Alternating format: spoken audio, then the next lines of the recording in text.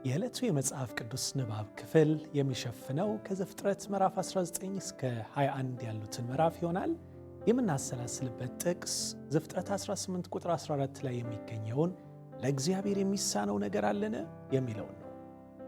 መውለድ የማትችል መካን ሴት ልጅ ብታገኝ ታምር ይባላል። መውለድ የማትችል ብቻ ሳይሆን ደግሞ የመውለጃዋ ዕድሜ ያለፈም ጭምር መካን ሴት ደግሞ ብትወልድ የተአምር ታምር ነው። ነገር ግን የመውለጃዋ ጊዜ ያለፈ መካን ሴት በዕድሜ ደግሞ እጅግ የገፋ ሽማግሌ ጋር ልጅ ብታገኝ ይህ ተአምር ነው። የአብርሃምና የሳራ ታሪክ እንዲህ ያለውን የእግዚአብሔርን ታምር የገለጠ ነበር። ሐዋርያው ጳውሎስ የነበሩበትን ሁኔታ ሲገልጥ የራሱም ሰውነት ሙት ሆኖ ሳለ የሳራም ማዕፀን ሙት ሆኖ ሳለ ልጅ እንዳገኙ ይናገራል። በእርግጥም ለሳራ ይህንን ማመን ተስኗት ከልቧ ካረጀውና ጌታዬም ከደከመ በኋላ በዚህ ነገር መደሰት ይሆንልኛልን ብላ ሳቀች ይላል። እግዚአብሔርም አብርሃምን እንዲህ አለው፣ ሳራ ካረጀው በኋላ ልጅ እንዴት አድርጌ እወልዳለሁ ስትል ለምን ሳቀች? ለእግዚአብሔር የሚሳነው ነገር አለን የሚለው ጥያቄ ተጠየቀ። የ90 ዓመት መካን ሴት ልጅን ማሳቀፍ ለእግዚአብሔር ይቻለዋል፣ የሚሳነው ነገር የለምና። ባህርን ከፍሎ በባህሩ ወለል ላይ ያለውን መሬት አድርቆ በደረቅ ማሻገር ለእግዚአብሔር ይቻለዋል፣ የሚሳነው ነገር የለምና።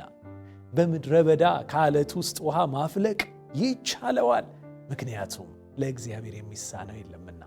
በአንበሳ ጉድጓድ ውስጥ የተጣለውን የአንበሳውን አፍ ዘግቶ ማዳን ይቻለዋል፣ ለእግዚአብሔር የሚሳነው ነገር የለምና።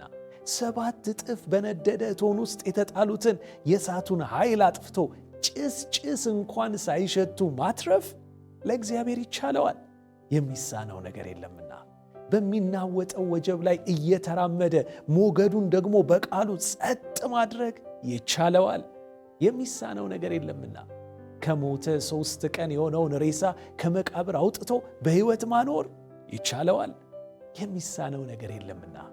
ዛሬም በምንም ሁኔታ ውስጥ እያለፍን ቢሆን ለእግዚአብሔር የሚሳነው ነገር እንደሌለ እንመን። በእውኑ ለእግዚአብሔር የሚሳነው አለን? የለም። እንግዲያውስ እንዲህ ብለን እንጸልይ። አባት ሆይ በእርግጥም ሁሉ የሚቻልህ ታላቅ አምላክ መሆንህን በማስተዋል በአንተ ላይ ሙሉ በሙሉ መደገፍና ማረፍ እንድንችል በጸጋ እርዳን። አሜን።